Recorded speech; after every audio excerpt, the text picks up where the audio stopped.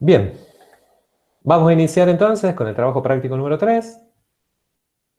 Los primeros ejercicios del trabajo práctico número 3 hacen referencia al primero de los temas que se presentaba en el teórico de hoy, y hace referencia a la función exponencial, ¿sí? Vamos a hacer como casi un repaso rápido de muchas de las características que nos mencionaba la profesora Alejandra en la teoría, porque fíjense cuál es la consigna del primer ejercicio de este trabajo práctico. Dice, graficar cada una de las siguientes funciones, describir cada una de ellas, ¿sí? Este es un inciso solamente, el inciso A, por eso habla de ellas. Describir para cada una de ellas, leo bien, su dominio, imagen y su característica de crecimiento, ¿sí? Si crece, si decrece, dónde decrece, si alguna vez permanece constante, etcétera, etcétera. Cuando habla de característica de crecimiento, habla de eso, ¿no? Bien, con todo lo que nosotros aprendimos, ya podemos intuir algunas de las respuestas que nos da esta consigna, ¿sí? Por ejemplo, si hablamos de dominio rápidamente, ¿cuál es el dominio de las funciones exponenciales? Todos los reales. Todos los reales. Bien. Si hablamos de una exponencial de base mayor que 1, como es este caso, el 3, ¿cómo es la función? ¿Creciente o decreciente? Creciente. Creciente. Y la imagen son siempre valores positivos, ¿no? Sí. Bien, entonces ya conocemos, o al menos vamos conociendo, repasando, porque, a ver, es una función exponencial que muchos de ustedes la han visto en la escuela secundaria. Vamos repasando características principales. Vamos a tratar de corroborarlo con algún datito extra que le podamos aportar a esta consigna tan sencilla. Lo que nos pide entonces la consigna es graficar la función, que determinemos el dominio de la función, la imagen, y que analicemos un poquito el crecimiento de la misma. Pensando en la gráfica de la función y aprovechando el final de la clase anterior, del video anterior donde hablamos de cómo graficar una función, acá les propongo alguna alternativa. ¿Qué sabemos de las funciones exponenciales? Lo que decíamos recién, ¿no? Se definen como a la x, donde esa base a tiene que ser positiva, tiene que ser distinto de 1 para que tenga sentido, y donde la función tiene como dominio todos los reales, que es lo que ustedes adelantaban, y como imagen los reales positivos. Eso es lo que nos decía la teoría, ¿no? En nuestro caso, identificando para este caso particular, la base es 3, y esperamos entonces una gráfica de este tipo, ¿sí? Las gráficas así, crecientes, que cortan al eje de las y en el y igual a 1, son las gráficas que esperamos para funciones exponenciales con las características que mencionamos recién, ¿no? Crecientes porque a tiene un módulo mayor a 1, o a es mayor que 1 directamente, obviamente es el módulo porque tiene que ser positivo, y esperamos una función de ese tipo. ¿En qué va a cambiar si en lugar de un 3 hay un 80, hay un 1000, hay un 1,2? Va a cambiar cómo es la tasa de crecimiento de esa exponencial, ¿sí? Si el crecimiento es más marcado o menos marcado. Pero el formato, la forma particular va a ser la misma. Puede toda esta exponencial estar multiplicada por una constante y entonces esta característica que es que el punto de corte con el eje y esté en el 1, puede estar alterado, ¿no? Si multiplico todos los valores de la exponencial, que sé yo, por 1000, el corte no estará en 1, sino estará en 1000. Si a todo esto le sumo constantes, le resto constantes, por supuesto que estas características generales se verán alteradas. Aunque la función original sea una exponencial, aunque el protagonista o la protagonista principal de la función que estamos tratando de graficar sea una exponencial, puede haber alguna alteración. Bien, esperamos este tipo de gráfica y acá nos preguntamos entonces cómo graficar. Y en el cómo graficar una exponencial, vamos a echar mano al conocimiento que tenemos de la función y alguna herramienta auxiliar que hasta acá no hemos utilizado, pero vamos a retomar como es una sencilla tabla, ¿no? Es lo que vamos a hacer. Nos podría ayudar entonces, como decía nuestro compañero al final del video anterior, nos podría ayudar a conocer el dominio de la función, la imagen de la función, los cortes con los ejes, si es par o no, si es impar o no, y algunos valores más que nos puedan dar precisión en el gráfico. ¿Sí? Empecemos con el dominio, ya lo recuperamos hace un instante, decimos que el dominio de 3 a la x serán todos los reales, todos los x que pertenecen a los reales. Decimos que la imagen van a ser siempre valores positivos. Entonces, ¿en qué cuadrantes creen ustedes que podremos encontrar la gráfica, ¿no? Si son los x todos los reales, si son los y solamente los positivos, ¿en qué cuadrantes encontraremos la gráfica? Primero. En el primero y en el segundo, ¿no es cierto? En el primero y en el segundo, tal como lo mostraba esa gráfica general de a la x que recordaba en la diapositiva anterior, ¿no? Primero o segundo cuadrante, sí o sí estará la gráfica de nuestro objeto de estudio, que es la 3 a la x para este ejercicio 1A. Muy bien. Hablando de los cortes con los ejes, es una exponencial pura. ¿Corta el eje x? ¿Dónde? En el... Ah, no. No escuché, perdón, si me pueden repetir. ¿En qué valor de x hay un... ¿Cuál es la raíz de una función exponencial pura? No tiene raíz. No tiene raíces, claro. No hay cortes con el eje x. ¿Sí? ¿Hay cortes con el eje y? Decíamos hace un ratito. Sí. ¿Sí? Y eso se daba en y igual a 1. Entonces, corte con el eje x, o sea, las raíces de la función, se presentan en los valores donde la función se haría 0. Esto, por supuesto, no existe. Esta simbología, ya que aprendemos una cosita más o repasamos, esta E dada vuelta y encima tachada significa no existe x. ¿Qué significa esto?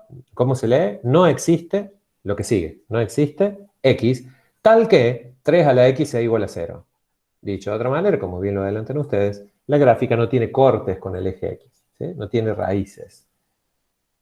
Y hablando del corte con el eje y, como es una exponencial pura, como cualquier corte con el eje y, será igual a f de 0, la ordenada al origen, como decíamos en la ecuación de una recta, el término independiente, como decíamos en una función cuadrática.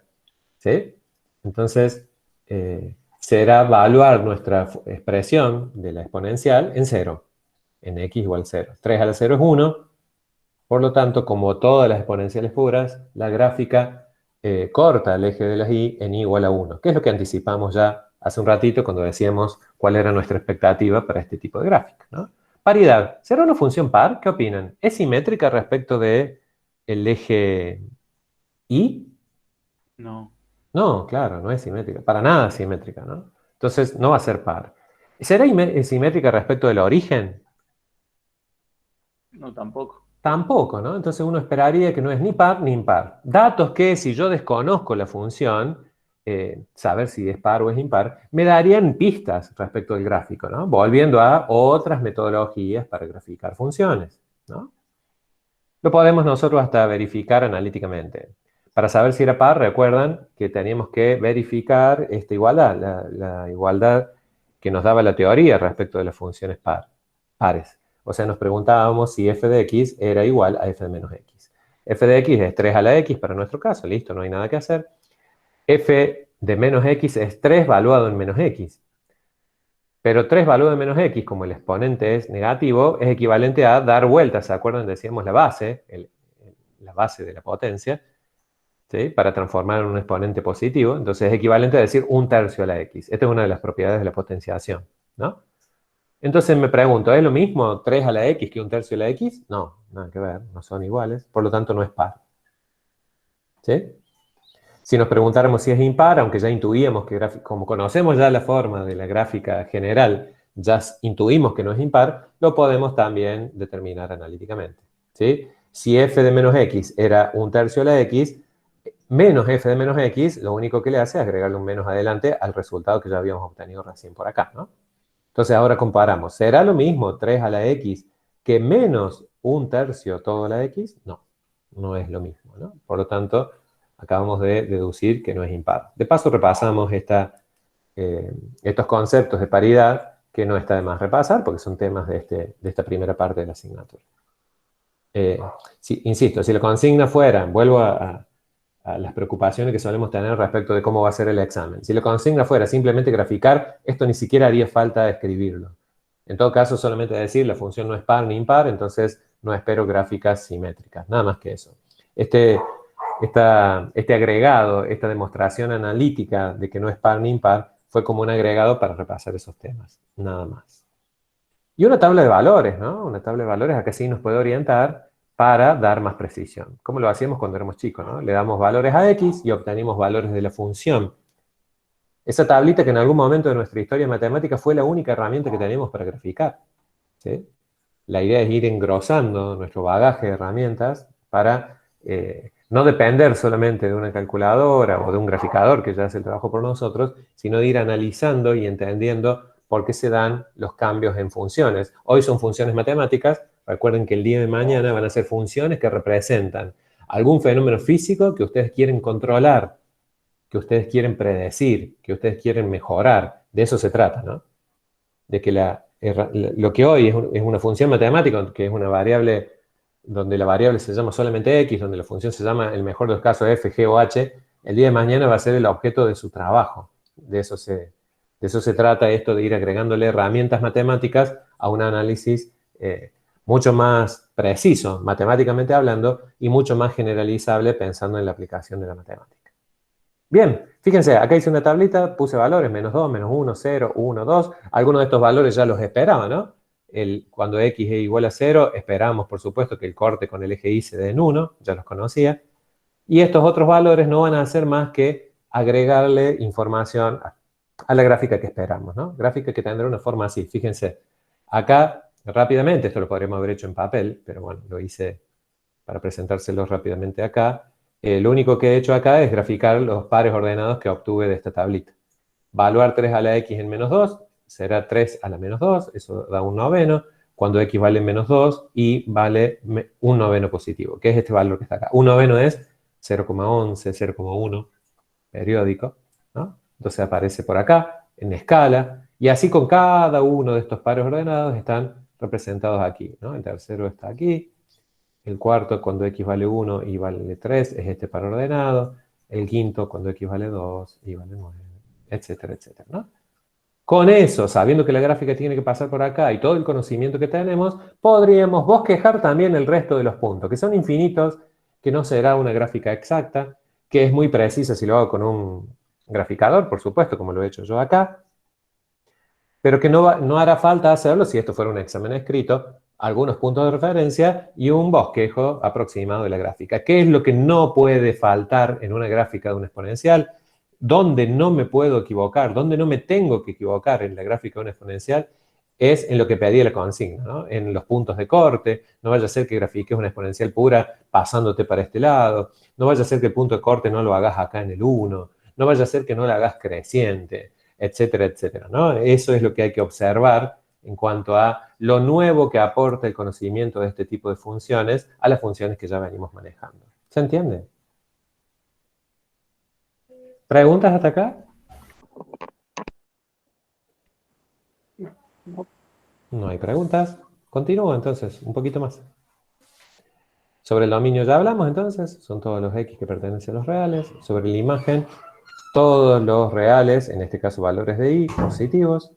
Y describir su crecimiento, que era lo último, decimos que f de x crece en todo su dominio. O sea, para todos los valores de x, f crece. ¿Sí? No solamente eso, sino que se llama monótona estrictamente creciente, como nos enseñaba el profe Julio en las primeras clases, ¿no? Va creciendo siempre, ni siquiera permanece constante, aunque daría la sensación de que si hiciéramos un zoom en esta parte de la gráfica, se acerca tanto al eje que uno diría, ah, quizás sea constante. No, es muy, muy parecida a una constante, pero no lo es. Crece poquito en este sector. Fíjense que estamos en un sector incluso cercano al cero, estamos en -5 recién. Podríamos estar hablando de -2 millones. Imagínense qué cerca del eje está, ¿no? Tan cerca del eje está que en esta gráfica que yo he elegido y en esta escala que utilicé para mostrarles el gráfico, debido al ancho del trazo de la exponencial, esto que acá he graficado en verde, está como hasta superpuesto con el eje. Si uno tuviera posibilidad de ir haciendo un zoom cada vez más ambicioso, vería que en realidad está cerca pero no lo toca, está cerca pero no lo toca, y así sucesivamente. Eso se llama también una asíntota horizontal para cuando x tiende a menos infinito, ¿no? Una asíntota horizontal lateral, por decirlo de alguna manera, por llamarlo de algún modo. ¿Se entiende esto? Profe, Sí. Sí. Sí, escucho. Había una pregunta por ahí pendiente, creo. no, dije que sí, entiendo. Ah, bueno, me alegro, me alegro. Bueno, estamos cerca ya de la hora, por lo menos sirve como primera consigna para empezar a resolver el trabajo práctico número 3. Había propuesto algunas actividades más que van a poder estar trabajando sin duda ustedes, y les digo hasta dónde podríamos estar avanzando pensando en las exponenciales, ¿sí? Voy a ver todas las diapositivas y voy hasta la última, aunque vamos a seguir trabajando. Podríamos estar resolviendo los ejercicios del trabajo práctico número 3, insisto, que empiezan en la página 77, hasta el 8 inclusive. Hasta ahí son ejercicios de funciones exponenciales. 2 o 3 más son de funciones logarítmicas, que ya tienen la teoría, ya tienen el material, pueden empezar a trabajar con eso también, pero seguramente alguna práctica haremos más de exponencial y logarítmica el día miércoles, ¿sí? Pero para ir avanzando, aquellos que les gusta ir trabajando paralelamente a medida que vamos avanzando con los temas, lo pueden ir haciendo. ¿Alguna duda? ¿Algún comentario? Yo tengo uno. Dígame, por favor. Tiene... ¿Vos sabés que se cortó la primera parte o estuvo muy baja el volumen? Repetime, por favor. tengo una duda que tiene que ver con esto, pero más aplicado a la realidad. Y Cuénteme. también, usted dijo recién que estas funciones el día de mañana pueden emular un problema. Así es. ¿Cómo fue la primera vez que usted se enfrentó hacia a un trabajo en el que debía sacar datos? ¿Le fue fácil? ¿Cómo fue? Porque aún no, al menos yo me cuesta asimilarlo bastante. Distinto, por ejemplo, de física, cuando por ahí se ve un poco más abstracto. Claro. Mira, en realidad las primeras aplicaciones que uno hace, y qué bueno que mencionaste el ejemplo de física, yo ya me estaba yendo de las primeras materias de la ingeniería, específicas de la ingeniería electricista, mientras vos me preguntabas. Sin embargo, esto de que vos mencionaste al final, física, la primera aplicación son en otras asignaturas cercanas, básicas todavía para una ingeniería, como pueden ser las otras ciencias, particularmente las ciencias naturales, como la física, donde uno aplica permanentemente la matemática, ¿no? Ustedes en física, no sé, si van a analizar o si es que no están analizando ya situaciones de cinemática, donde ven movimientos rectilíneos uniformemente variados, movimientos combinados, como puede ser el parabólico, que se puede estudiar a partir de modelos matemáticos sencillos, como el de MRU y MRV, ya aplican esto de las funciones elementales a casos especiales, que todavía son teóricos, es verdad. No dejen de ser modelos los físicos. Así como esto es un modelo matemático, la física presenta modelos físicos de situaciones que en la vida real podrían acercarse a eso para poder ser explicados. Pero lo primero es meterse en física. Ahí aparecen las primeras aplicaciones de modelos matemáticos. Y yendo a tu pregunta, que sonaba como más personal, el cómo te fue, no siempre te va bien. Porque hay un trabajo que para los que damos matemática decimos que lo tienen que hacer los que enseñan física o alguna materia aplicada, que es la transposición, se llama. En realidad es, la transferencia. Y es, ¿viste esto que hemos dicho en alguna clase? A mí me sale con X, pero no me sale con Z. O yo lo sé con manzanas y no con peras. Ahí está un chiste, matemática dando vueltas. Esto de que en matemática la variable le llamamos X y en física se llama T, que en matemática la función le llamamos Y en matemática, no sé, es el momento de torsión aplicado a tal cuerpo. Bueno, todo eso, que parece solo una cuestión de nombres, es un trabajo que hay que realizar. Y es un trabajo que hay que realizar orientados por los especialistas, que ya no van a ser más los profes de matemáticas. Cuando tengas estas materias ya no va a estar más ni Alejandra, ni Julio, ni Gabriel, ni tu profe de secundario. Va a estar vos y los profes nuevos. Cuando digo los profes nuevos son los que tienen la experticia necesaria para decirte, bueno, ¿cómo aplico aquello que aprendí en matemática acá? Y entonces es un trabajo un poco arduo, ¿no?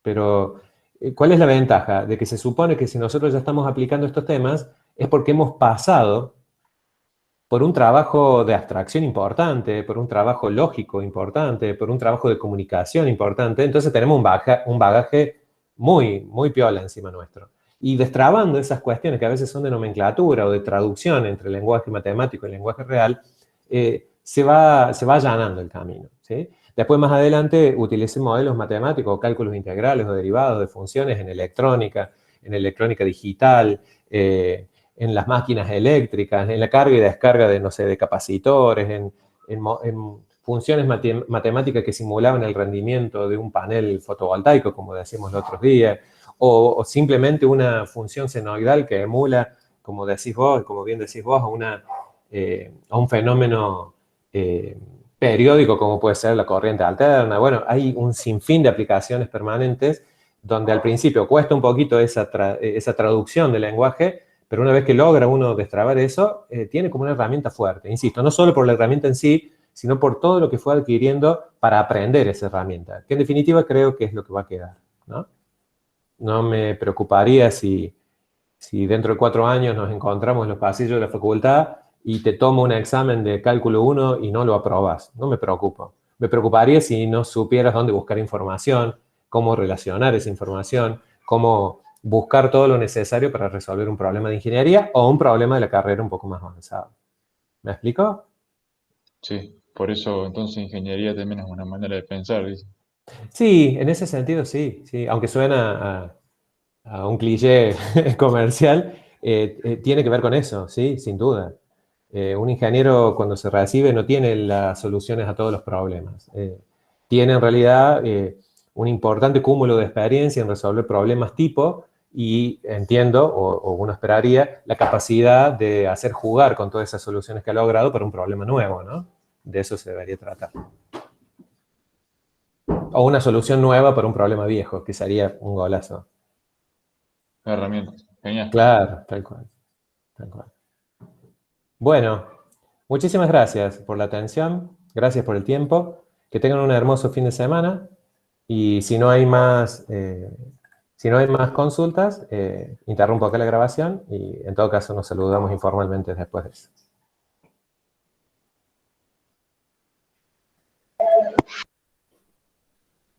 Muy bien. Muy bien, gracias, profesor. Nos vemos el jueves que viene. El Nos viernes, vemos. perdón.